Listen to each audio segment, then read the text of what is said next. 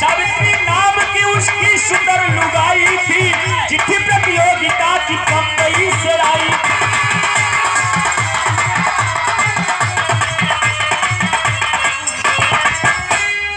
प्रतियोगिता के अंदर भाग पाने को चला, प्रतियोगिता के अंदर भाग पाने को लिया औरत को साथ बंबई घुमाने को।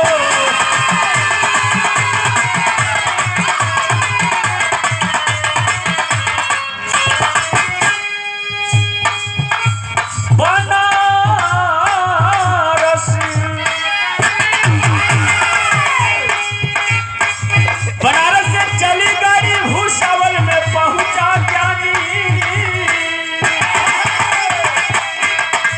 बनारस से चली गाड़ी भूसावल में पहुंचा ज्ञानी, उतर गया नीचे लेने को जब गया पानी।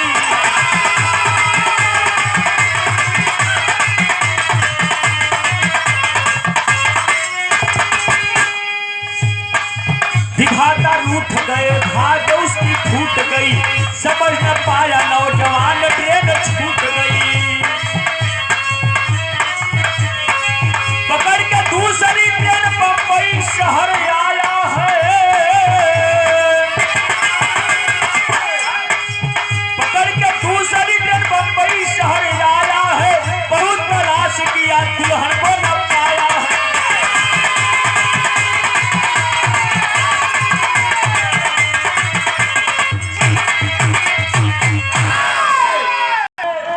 प्रांत उत्तर प्रदेश, उत्तर प्रदेश के अंदर जिला गाजीपुर शहीदी धरती कहा जाता है। गाजीपुर के अंदर गांव का नाम है अहिरौला गांव।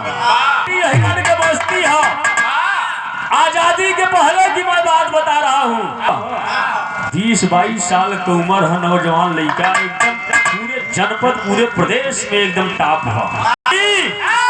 कला की कसौटी पर कलाकार बंबई, दुनिया वालों की रहती है निगाह बंबई। जो है उसी समय एक लंदन का पहलवान जिसका नाम डेविड बताए सम्मान कैले। नमस्कार प्रणाम है, ठेकेदारी में बड़ा दम है। झूलनी मोरा कढ़ी तेरे सोनारा,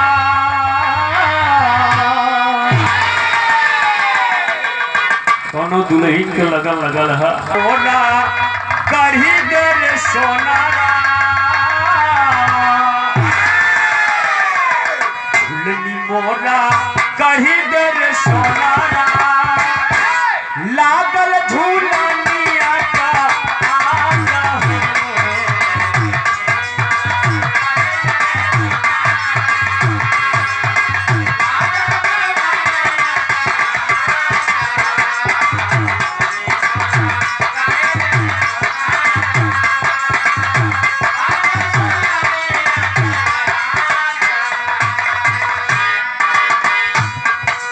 आए बाबू जोई कहली पयाना कैले सजना हे राया हो।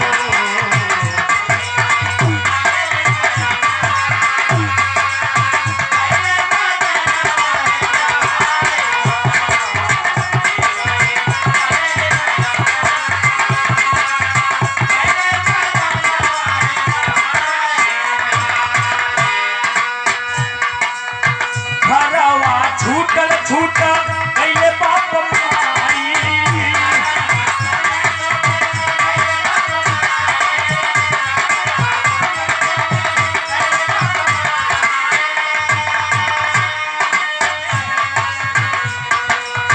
सैया पहलवान के खोज बहुरा।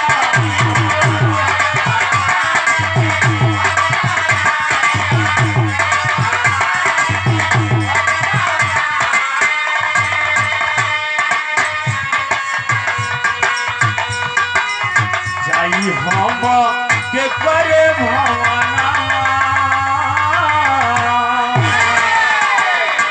जाई हम के करे भवना, कैले सजना हे राया हो।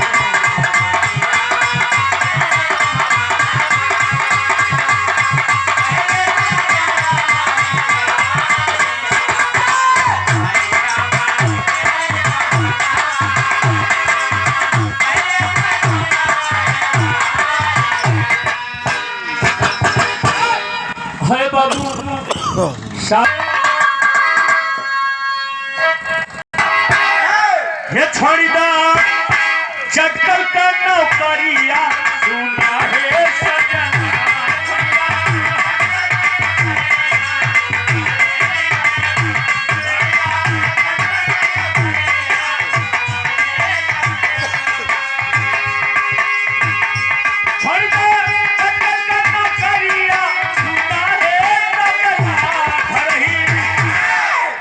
घर ही कर खेती करिया सुना है सजना घर ही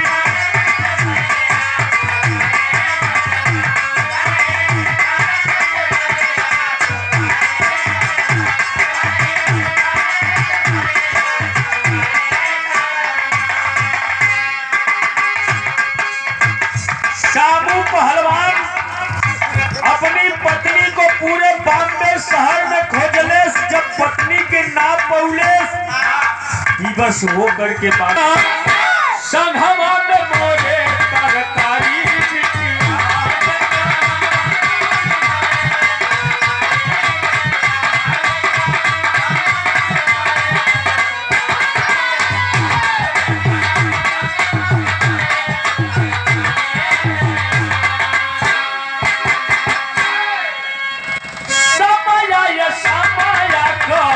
हेल बड़ा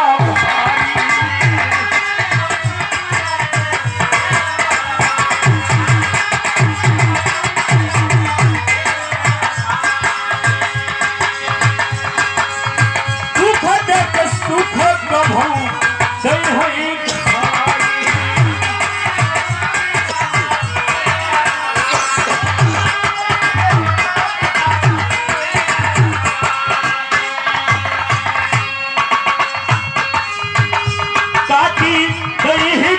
सवा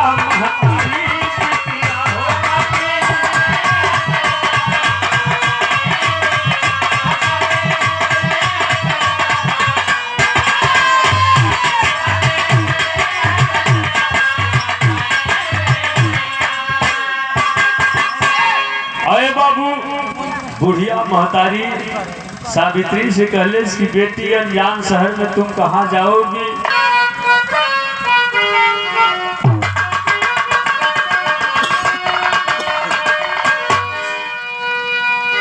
हे पूरबी बयान हो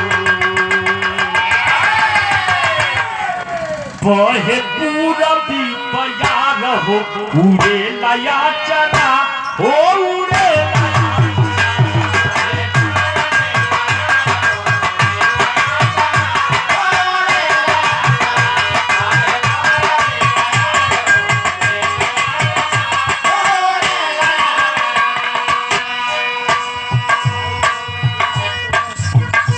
एक दिन घरवा में रोली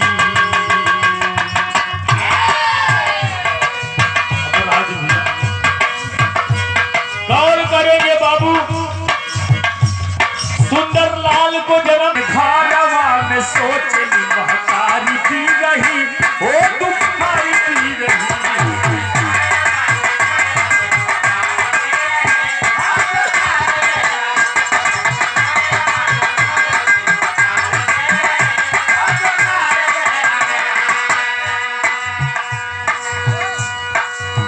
कुछ दिन के बाद खिलला अचरा में फूल हो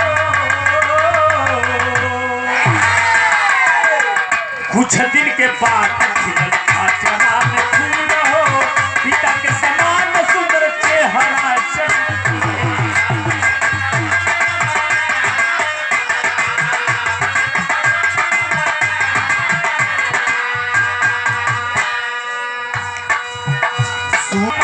धरावली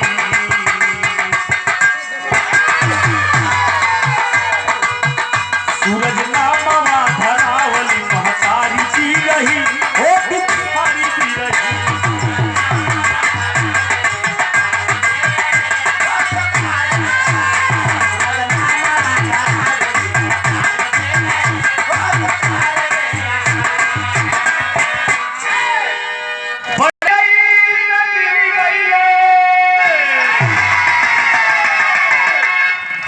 मतलब 3 गो लड़की के साथे गौना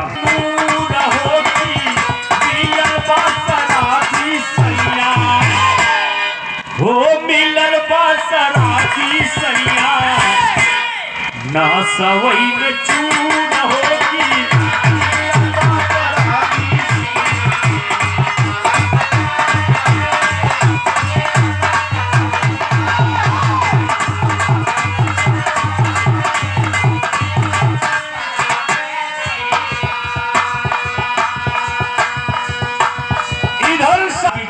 बेटा तुमके पहलवान नहीं बनाई मिल के लाल का सेवा कर रही है खुशी हो के बुढ़िया खुशी हो के बुढ़िया लाला दुलार होगी ये कदिन बनई बेटा ये कदिन बनई बेटा तोह के पहलवान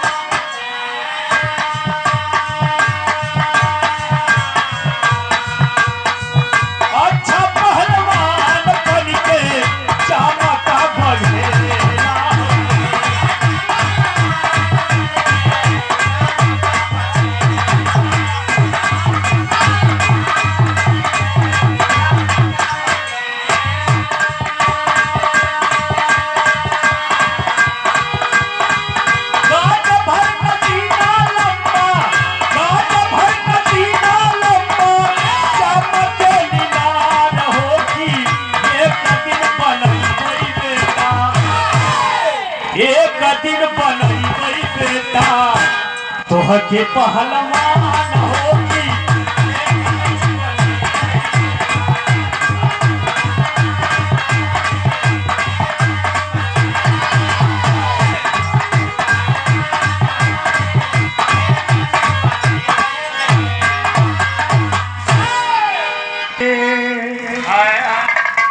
मैं फौलादी बन गया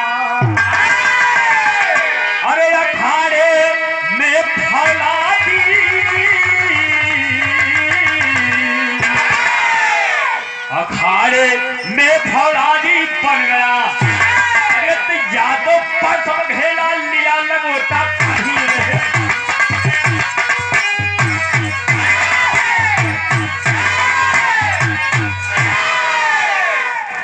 अखाड़े में फौलादी बन गया यादव पर सब घेला लिया लंगोटा दिन निराई पूरे हिंदुस्तान की निगाहें टिकी हुई है बुढ़िया माई सावित्री माई दोनों लाल से कहलिन पिए बेटा अगर इजाजत हो तो हम चल के बेटा तुहार कुश्ती अपने आँख से बेटा दिखल चाह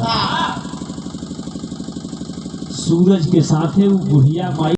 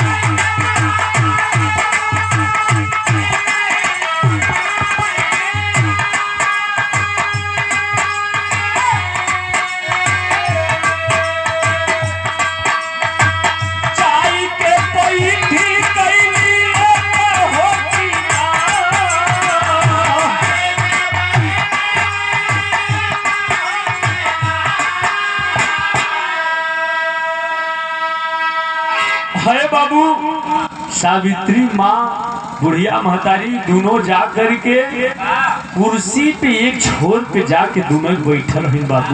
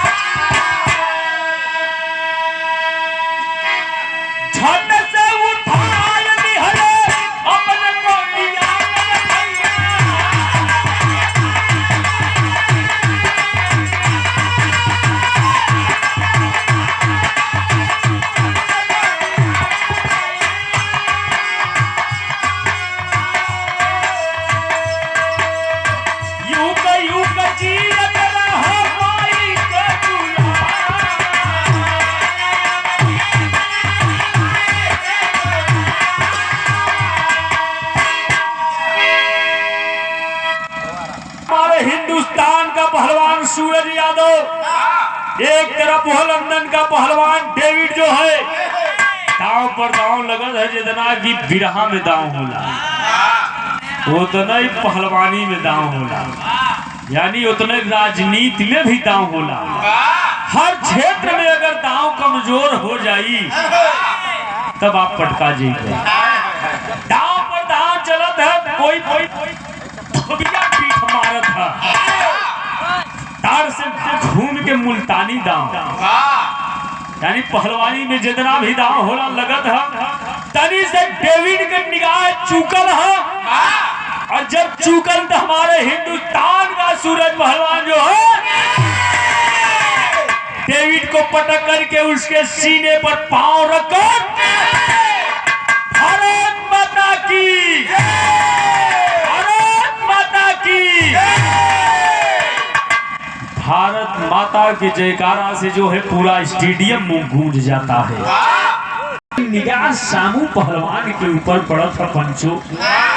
20-22 साल के बाद धन्य हरे वो दुल्हन का नजर देखिए।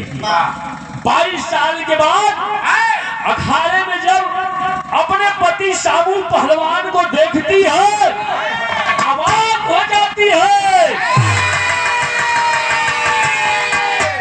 एक तरफ कुर्सी पर बैठल है, सावित्री से बर्दाश्त ना भइल पंचो, दौड़ करके जो है उस छोर से पहुंचती है अखाड़े के बीच में।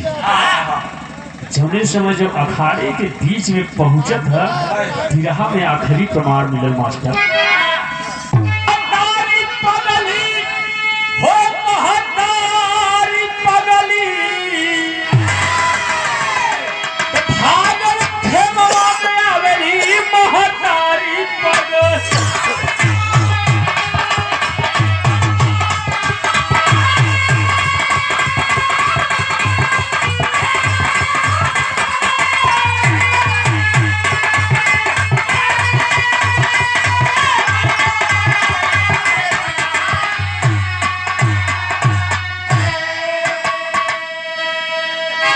है बाबू दौड़ कर खेमे में पहुंचती है, अपने पति के गल में डाल करके रोने लगती है बाबू।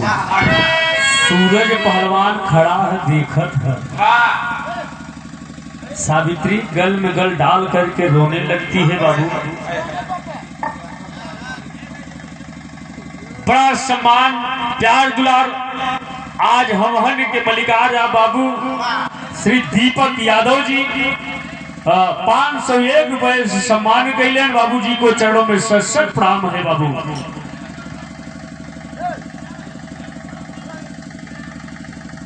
गौर करेंगे बाबू, सावित्री अपने पति के गल में गल डाल करके रोने लगती होता है क्या मास्टर?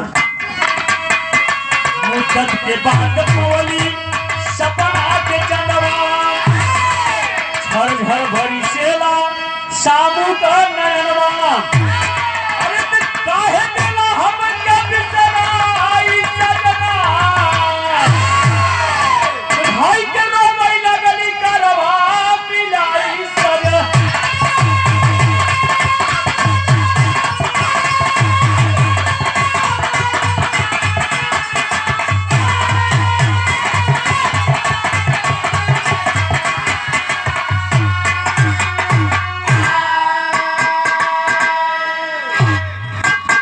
अखाड़े में पूरे हिंदुस्तान की निगाहें टिकी हुई है यार ये खड़वा में मेहरारू कैसन पहुंचल पहलवान के गल में गल डाल के रोवत है। वो सूरज 20 साल का लड़का सोचले है कि हमार माई का करत है पंचो। रो रो करके सावित्री अपने लड़का सूरज से कहली का कहली? सूरज से बतौली ई हमें तोहार बाप हो, बाप बेटा मिलके करे लगले बिलाप हो।